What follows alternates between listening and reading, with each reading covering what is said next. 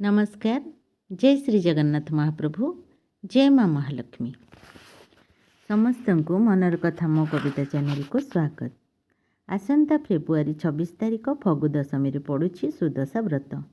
आसंतु जानिबा केमिति पालन करिवे तार स्वतंत्र सरल पूजा विधि।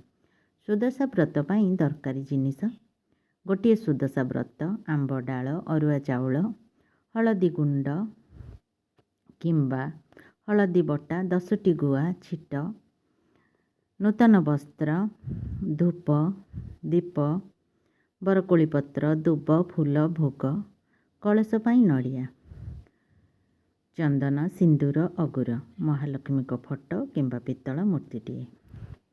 सकालू शीघ्र उठी घर द्वार लिपा पोछा करनियंतु।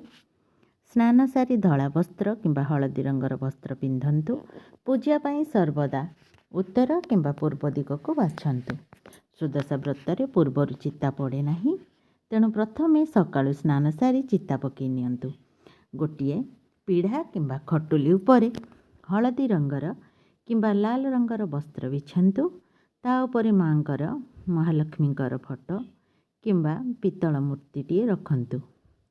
कलश स्थापन करंतु। मांकर बाम पटरे कलश को रखंतु। मां को गंगा जल किंबा बास जल स्नान कराई नूतन वस्त्र अलंकार पिंधंतु।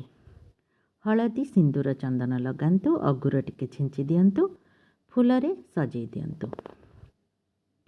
मने रखिबे मंदार फूल किंबा कौनसी कला रंगर फूल मां को देबे नहीं। धला और हलदिया रंगर फूल मां को अति प्रिय। फूल चंदन दे सारिबा परे 10 गोटी गुआ को हलदी पानी रे किंबा गंगा जल रे धोई हलदी सिंदूर चंदन लगे सजई रखी दियंतु। एवं 10 गोटी गुआ पाखरे 10 मेंचा हलदी बटा हलदी किंबा हलदी गुंड को टिके पानी रे गोली 10 मेंचा करी रखी दियंतु। धूप दीप नैवेद्य अर्पण करंतु। मांकर 3 धूप करंतु। सकाळ धूपरे फल छेना गुड़ इत्यादि दियंतु। मध्याह्न धूपरे विशेष करी धला मंडा 10 गोटी पूजा करंतु। संध्या धूपरे कदली गुड़ छेना र पणा प्रस्तुत करी दियंतु। प्रति धूप दे सारिबा परे आपण धूप दीप दे आरती करिवे। मां को दुब बरकोली पत्र रे बंदापना करंतु।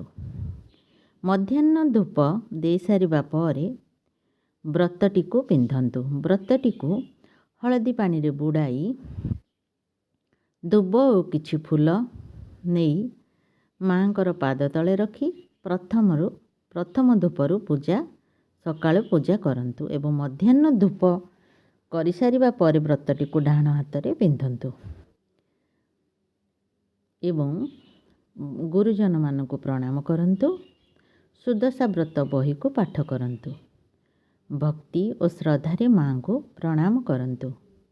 एही व्रतरे फल किंबा भोग लगा जाइथिबा फल किंबा भोग को आपण खाई परिबे। महालक्ष्मींकर कृपारु समस्तंक जीवन सुखमय हेउ शांतिमय हेउ आनंदमय हेउ जगतर कल्याण हेउ। वीडियोटी भल लगिले लाइक शेयर एवं सब्सक्राइब करने को भूलिबे नहीं। रहुछि जय माँ महालक्ष्मी। जय श्री जगन्नाथ महाप्रभु।